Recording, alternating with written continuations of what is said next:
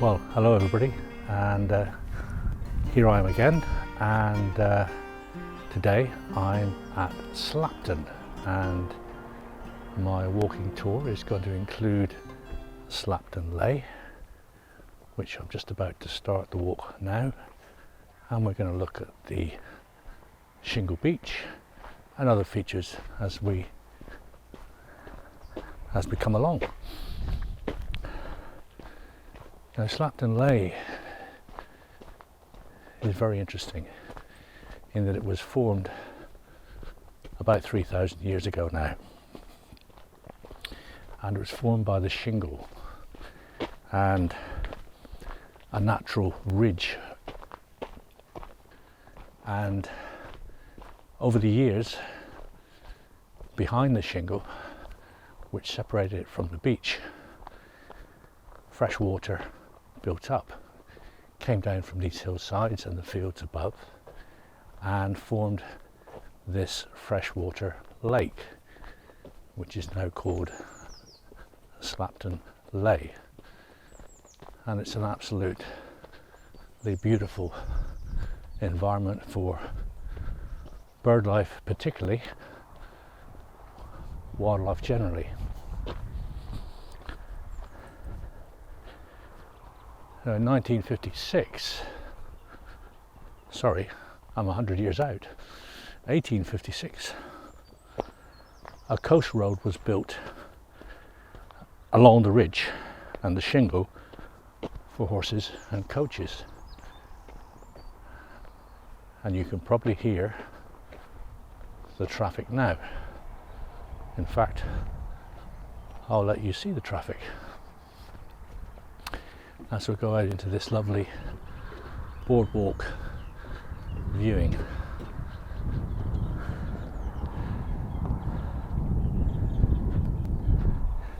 So we have this wonderful freshwater lake,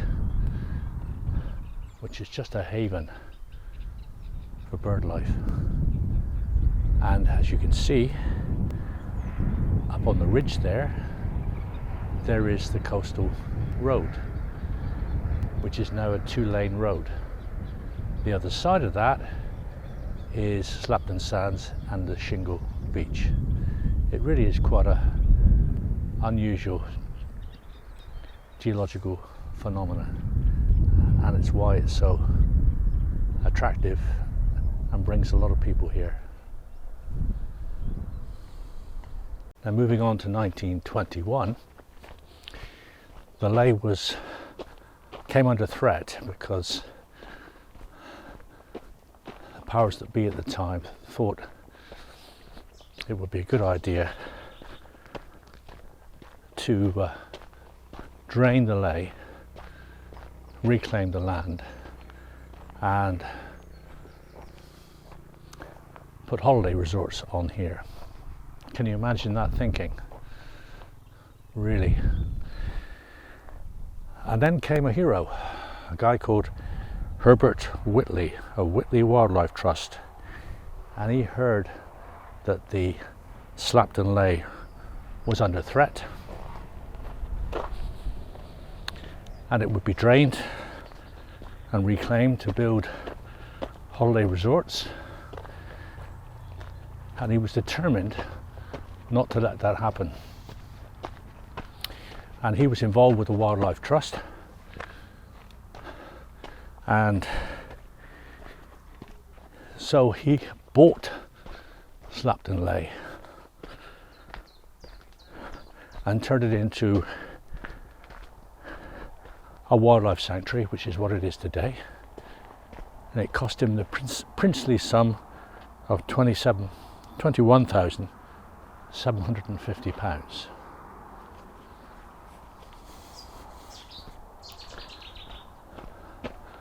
Thank you, Herbert, because we're all here now to enjoy and appreciate this wonderful environment and the countless species you've protected over the years.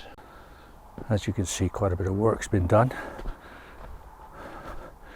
by the Trust to give us all safe paths to navigate the ups and downs of the Ley. We thank them for that. And you can see bluebells either side of the path, other wildflowers.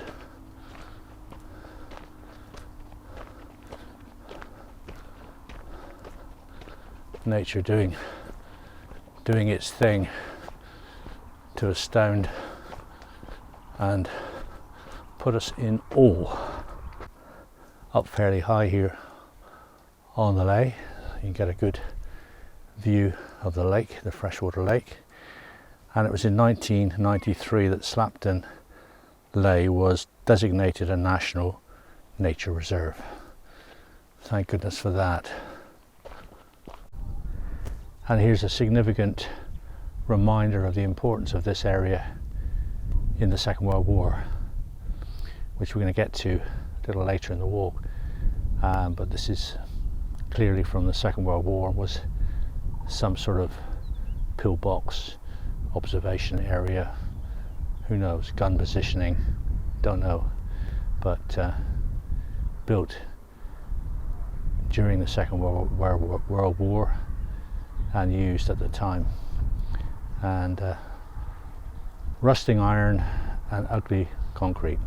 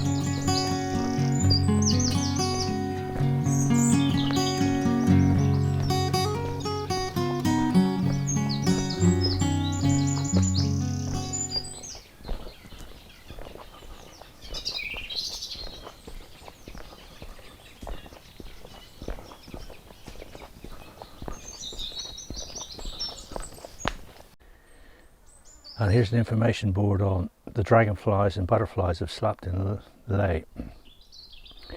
What a great range of species there are of butterflies, dragonflies, etc. We are realizing just how important these are to the ecosystem, and yet we still use pesticides and we still destroy habitat. What are we doing? So here I'm at one of the hides. It's called Ireland Bay. France wood was planted in the early 19th century for timber to build warships known as the Napoleonic wood, and the farm was abandoned in 1944 during Operation Tiger, which I'll talk about a little later. There's a causeway and the Ireland Bay reed bed. Up to the 1970s, the reed was harvested to thatch houses in Slapton village, and we can find long-tailed tits, heron, various ducks, etc. And the reed bed now is left to nature to protect and provides wonderful habitat for the bird life. So it looks like we have some sort of swannery or some kind of duck enclosure here, because you can see fencing up there. And there's a swan over there. And presumably there must be some ducks around. And it looks like it's part of this big house that you might be able to see through the trees. And what a grand house it is. So yes, they're sort of kind of doing some management here.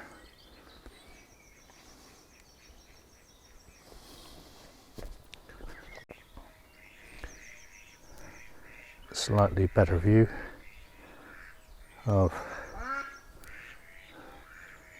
well, if you can't see them, you can certainly hear them, can't you, honking away.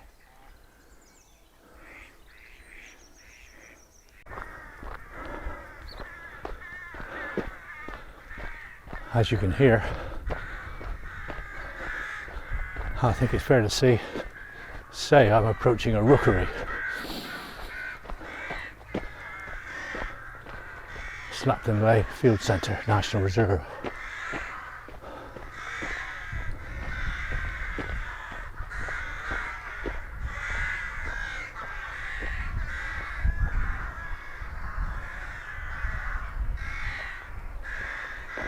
So I'm now walking into Slapton village, and unfortunately getting a few spots of rain. So I'm hoping I can keep filming here, because I want to get down to the shingle beach next.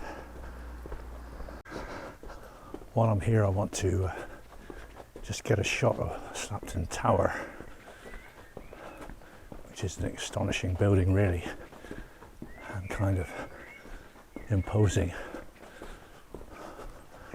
on this small village.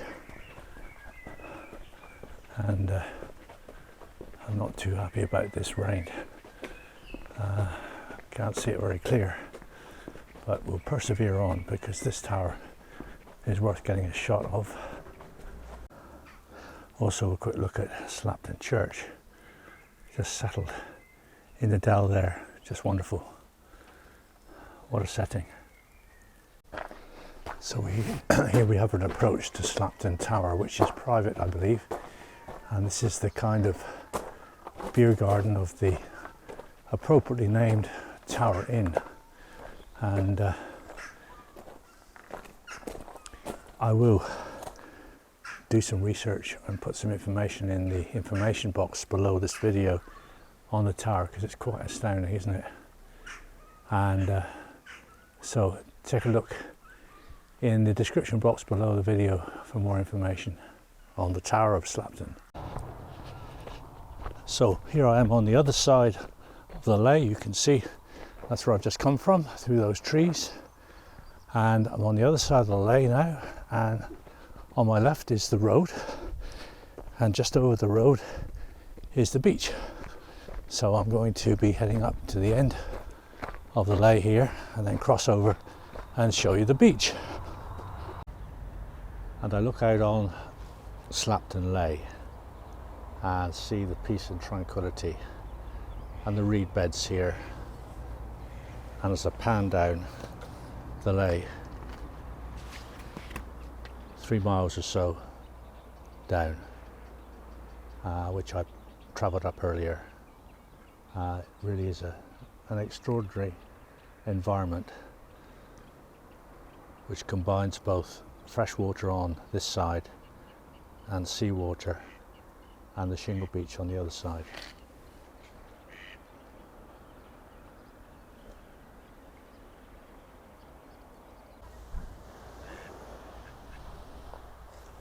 So, getting a first look at Slapton Beach, and you can see it's an absolutely wonderful shingle beach.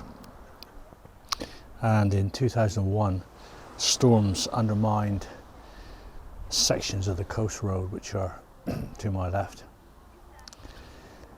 And in 2002, a new two-way road was built which took 1,200 tons of shingle taken from a place called Street Gate. And they're saying that if the sea was to penetrate these sea walls again, and it could further down, because the protection for the properties here is all that these sea walls are up here for, then the road could be washed away again.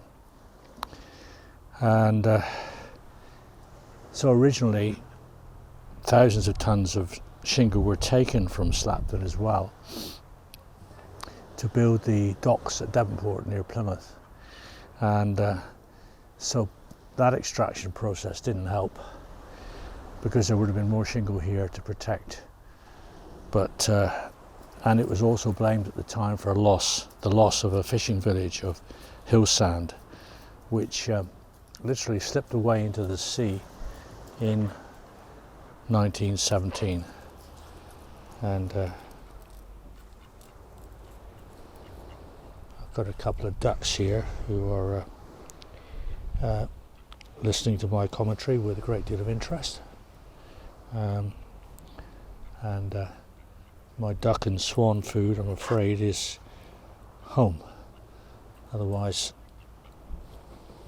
I'll give them a little feast.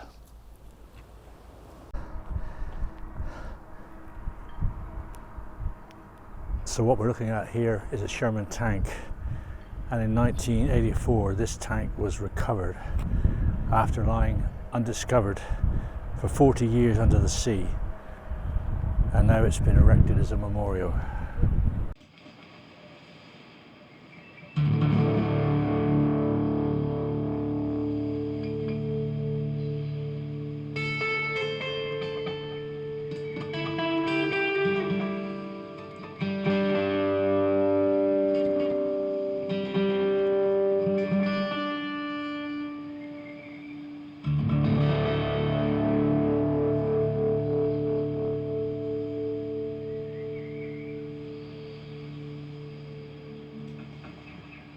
It's hard to believe that these huge tanks really were coming ashore with the landing troops for the D-Day landings.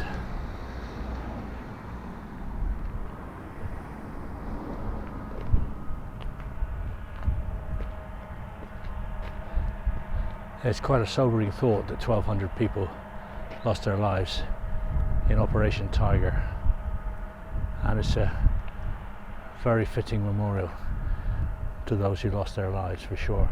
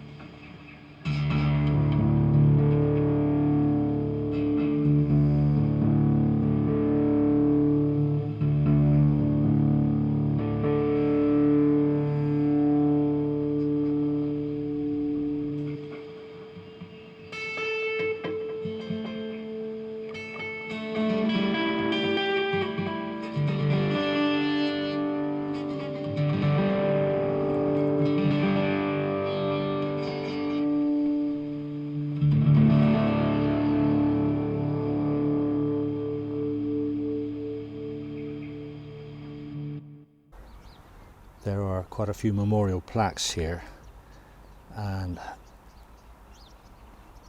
I'm sure on Remembrance Day ceremonies are conducted here for those who lost their lives.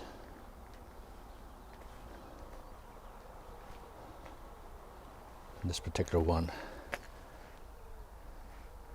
says the American Sherman tank took part in the D-Day practice landing at Slapton Beach in 1944, where it was lost at sea and there remained until recovery in 1984. It stands as a memorial to those American lives lost during the course of the D-Day practice landings at Slapton Beach in 1944.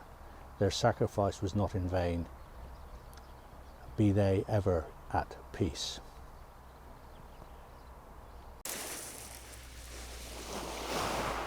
So as I stand on Slapton Shingle Beach, it's hard to believe that more than 1,200 military personnel lost their lives here, and they were killed over two days in Slapton, and it was kept secret for decades by the authorities because of the fear and impact and loss of morale, particularly when the war was still being fought. The exercise was called Exercise Tiger, and it was designed to be as realistic as possible, with landing craft, tanks and beach bombardment. It was part of the build-up to the D-Day landings in 1943, and the American forces were mostly involved to create conditions similar to the beach at Utah in Normandy.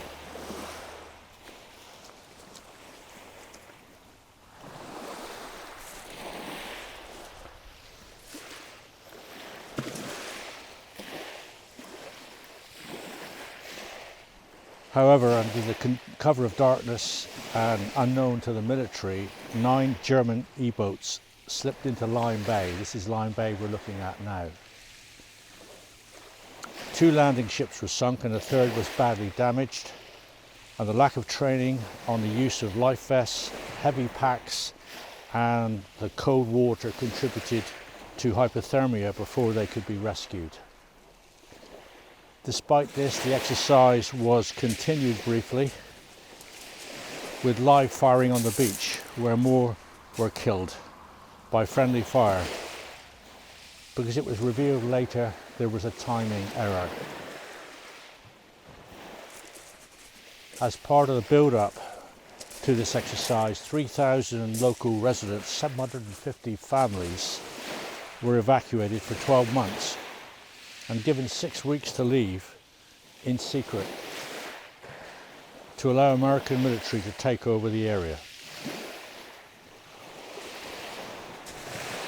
So although this is a beautiful place and fantastic environment, it's also sad that there was so much loss of life here, and the memorials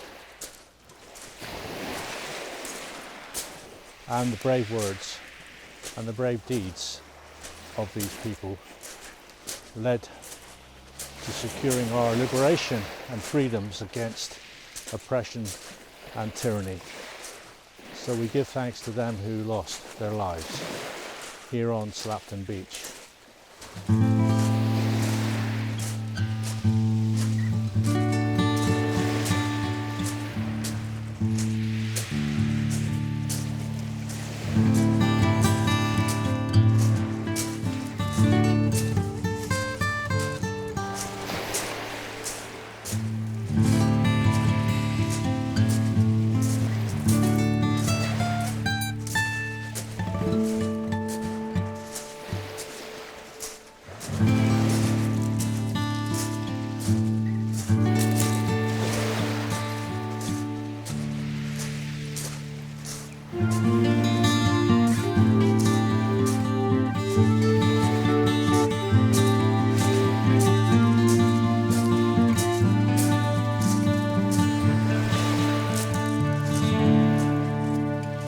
you.